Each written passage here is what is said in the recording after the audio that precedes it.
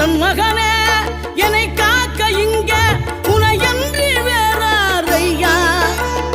நெஞ்சார நான் நினைக்க பஞ்சாமிர்தம் கொடுக்கும் ஒரு தெய்வம் நீதானையா, ஒரு தெய்வம் நீதானையா.